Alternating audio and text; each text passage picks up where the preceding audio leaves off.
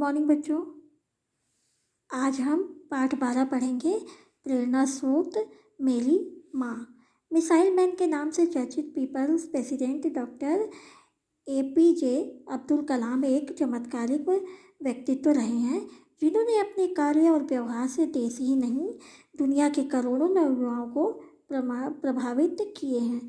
ऐसे व्यक्तित्व की प्रेरणा स्रोत उनकी ममतामयी माँ आसी अम्मा रहीं, जिन्होंने अभाव से भरे दिनों में कलाम को अपने हिस्से का सब कुछ बचाकर उसे संजोते हुए अतिरिक्त स्नेह लाड़ प्यार के साथ देती रहीं। यही वह स्नेह का मूल भाव था जो बाद में कलाम के व्यक्तित्व का स्रोत बनकर राष्ट्र के प्रत्येक बच्चों पर न्यौछावर होता रहा और उन्हें एक श्रेष्ठ भारतीय नागरिक बनाने की दिशा में आधारभूमि बन सका।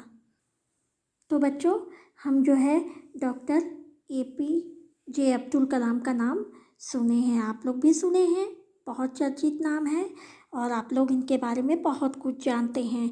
इन्हें जो है मिसाइल मैन के नाम से जाना जाता है, बहुत प्रसिद्ध हुए हैं ये मिसाइल मैन के नाम से। तो आज जो पाठ हम पढ़ेंगे वो इन्हीं के बारे में पढ़ेंगे। इनके व्यक्तित्व की रचना जो है इसमें की गई है, जिसके बारे में हम पढ़ेंगे। इसमें हम ये देखेंगे कि इनकी माँ जो है इनका आदर्श थी, इनकी स्रोत थी, प्रेरणा स्रोत थी, जिन्होंने इनके लिए बहुत कुछ किया और इनको आगे बढ़ाने में उनका बहुत बड़ा योगदान रहा है। ठीक है बच्चों, तो आज हम इनके बारे में पढ़ेंगे। आज के इस युग में ऐसे लोग बहुत ही कम मिलते हैं जिन्होंने अपने काम और व्यवहार से करोड़ों लोगों को प्रभावित किया हो, है ना। आज के युग में ऐसे लोग नहीं मिलते हैं। मिसाइल मैन के नाम से चर्चित, पीपल्स प्रेसिडेंट के नाम से प्रसिद्ध डॉक्टर APJ अब्दुल कलाम उन चुनिंदा हस्तियों में से एक हैं जो सरल और सहज और सीधी बातों के धनी रहे हैं। और डॉक्टर कलाम भारत के तीसरे राष्ट्रपति थे जिन्हें राष्ट्रपति बनने के पहले देश का सर्वोच्च सम्मान प्राप्त हुआ था। भारत रत्न से इन्हें सम्मानित किया गया था, है ना। तो ये ऐसे जो है हमारे देश के तीसरे राष्ट्रपति थे जिन्हें जो है सम्मान प्राप्त हुआ था। ऐसे महान व्यक्तित्व की प्रेरणा स्रोत डॉक्टर कलाम की माँ आसी अम्मा रहीं। ठीक है, जिसने बचपन के अभाव भरे दिनों में वह अपने हिस्से का सब कुछ बचाकर उन्हें अधिक लाड़ प्यार, स्नेह और प्रोत्साहन दिया करती थी। घर में बिजली नहीं होती थी, लेकिन लालटेन और मिट्टी तेल के दिए से रात के 11 बजे तक वह पढ़ाई करते थे। कौन? अब्दुल कलाम। और इसके बाद क्या होता था कि माँ जो है हमेशा उनके साथ ही होती थी, क्योंकि उन्हें कलाम की प्रतिभा पर विश्वास था। वो हमेशा उनके साथ खड़ी रहती थी, उनका साथ दिया करती थी। एक इसी प्रकार की जो है घटना घटी थी जो कि कलाम को जीवन भर याद रही। डॉक्टर कलाम की माँ क्या करती थी कि उनके खाने पीने का बहुत विशेष ध्यान रखती थी। और दक्षिण भारत में क्या होता है कि चावल अधिक मात्रा में पाया जाता है, तो वहाँ चावल अधिक होने के कारण उन्हें चावल ही खाना पड़ता था। जबकि डॉक्टर कलाम को रोटी बहुत पसंद थी, उन्हें रोटियों से विशेष लगाव था।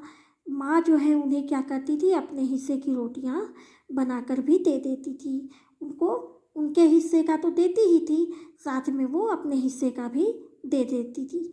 तो जब डॉक्टर कलाम को यह बात पता चला तो वे बहुत भावुक हो गए और माँ से जाकर लिपट गए।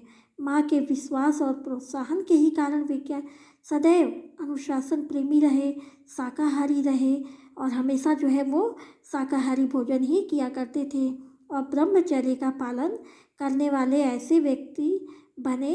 और कुरान और गीता का ज्ञान उन्होंने अपने जीवन में प्राप्त किया और उसको अपने जीवन में उतारा भी। उसके आधार पे ही वो अपना कार्य किए, उससे वो आत्मसात कर लिए। किसको? गीता और कुरान को, दोनों को उन्होंने पढ़ा और दोनों को पढ़ने के बाद उसमें जो ज्ञान की बातें लिखी हुई थी उसको अपने जीवन में उतारा। फिर जब डॉक्टर कलाम पढ़ाई करने के लिए अपने घर से दूर गए तो उनकी माँ जो है बहुत दुखी हो जाती हैं और रो पड़ी। उन्हें समझाते हुए डॉक्टर कलाम ने कहा कि माँ, मैं तो यहीं हूँ, तेरे पास हूँ, तू क्यों इतना रोती है ना? भला तुमसे दूर हो सकता हूँ मैं? ऐसा हो सकता है क्या? माँ ने प्यार से उनकी तरफ देखा और आंसू को पोंछते हुए आशीर्वाद दिया।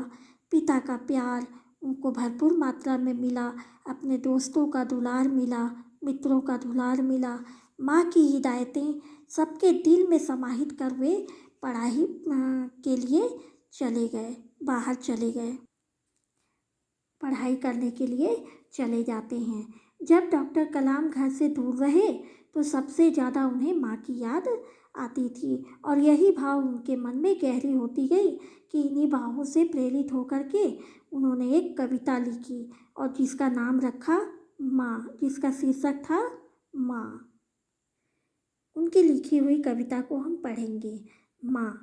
समंदर की लहरें, सुनहरी रेत, श्रद्धानत तीर्थ यात्री, रामेश्वरम द्वीप की वह छोटी पूरी दुनिया, सब में तू निहित है, सब तुझ में समाहित है। तेरी बाहों में पला मैं, मेरी कायनात रही तू। जब छेड़ा विश्व युद्ध छोटा सा मैं, जीवन बना था चुनौती, जिंदगी अमानत। मीलों चलते थे हम, पहुँचते किरणों से पहले।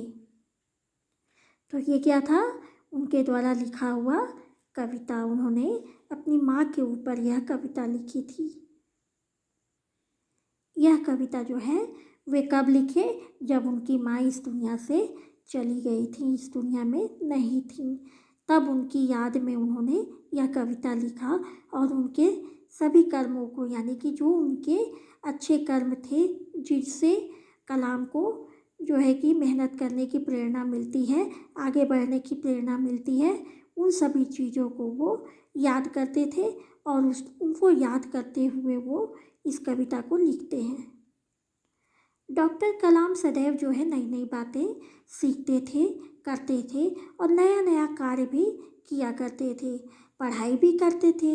एक कार्यक्रम को संबोधित करते हुए उनके मनोभाव सामने आ गए, उनके अंदर जो भी भाव थे वो सामने आ जाते हैं और अपने माता पिता को याद करते हुए कि उन्हें उनके जीवन काल में 24 घंटे बिजली उपलब्ध नहीं करा सके।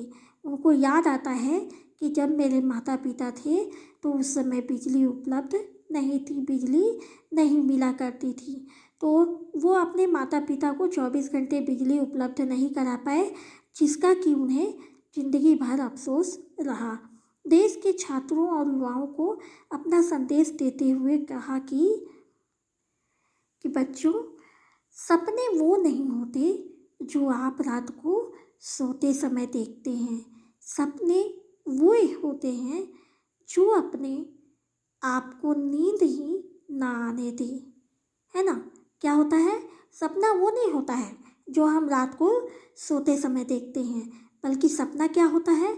सपना वो होता है जिसकी वजह से हमारे रातों की नींद उड़ जाती है, जिसके कारण हमें नींद भी नहीं आती है।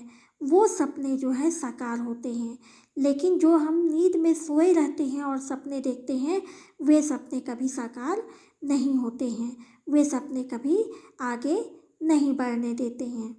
तो देखते हैं उनको हम क्या करते हैं कि आगे बढ़ने का संदेश देता है वो सपना, जो कि हम क्या करते हैं, ऐसे समय में देखते हैं जिससे कि हमें नींद नहीं आती है। तो उन्होंने युवा वर्ग को प्रोत्साहित करते हुए ये बात कही कि इंतज़ार करने वालों को सिर्फ उतना ही मिलता है जितना कि कोशिश करने वाले छोड़ देते हैं, है ना? वो क्या करते हैं, जो बच्चे हैं, जो युवा वर्ग है, नवयुवक हैं, उनको वो ये संदेश देते हैं, प्रोत्साहित करते हैं कि सपने ऐसा देखो जो कि तुम्हारी नींद उड़ा दे, और इंतज़ार जो करता है हमेशा उसको उतना नहीं मिलता जितना कि कोशिश करने वालों को मिल जाता है। तो इसीलिए कहा जाता है कि इंतज़ार करने वालों को सिर्फ उतना ही मिलता है जितना कोशिश करने वाले छोड़ देते हैं। अगर आप आगे बढ़ना चाहते हो तो इंतज़ार मत करो, कोशिश करने वालों के छोड़ने की इंतज़ार मत करो कि जब वो छोड़ेंगे तब हम किसी कार्य को करेंगे। नहीं, क्या करो, इंतज़ार करने से अच्छा है कि आप उस कार्य को करना शुरू कर दो और आगे बढ़ने लगो। ठीक है बच्चों, तो ये था आपका प्रेरणा स्रोत माँ और मिसाइल मैन की कहानी। ठीक है, तो इस कहानी से हमें क्या शिक्षा मिलती है, इस प्रेरणा से हमें क्या शिक्षा मिलती है कि इस पाठ में को पढ़ने के बाद हमको जो है यह शिक्षा मिलती है कि इंसान किसी भी पद पे रहे, वह इंसान जो है पद से चाहे कितना भी बड़ा बन जाए, लेकिन मानवीय मूल्यों को सदैव जिंदा रखना चाहिए। मानवता की भावना उसके अंदर हमेशा होनी चाहिए। अपने माता पिता के प्रति सदैव सम्मान का भाव रखना चाहिए और उनके त्याग और बलिदान को हमें सदैव जो है ऋणी रहना चाहिए, कभी भूलना नहीं चाहिए, कभी उनसे हाथ नहीं मसोड़ना चाहिए, कभी पीछे नहीं हटना चाहिए। उनका जो त्याग है और उनका जो बलिदान है वो कभी कोई नहीं भविष्य में कर सकता और उनका जगह जो है यानी कि माता पिता का जगह जो है कभी भी कोई नहीं ले सकता। इस पाठ से हमें यही शिक्षा मिलती है कि माता पिता को हमेशा सम्मान देना चाहिए, इज्जत देनी चाहिए। ठीक है बच्चों, यहाँ पर आपका ये पाठ समाप्त होता है।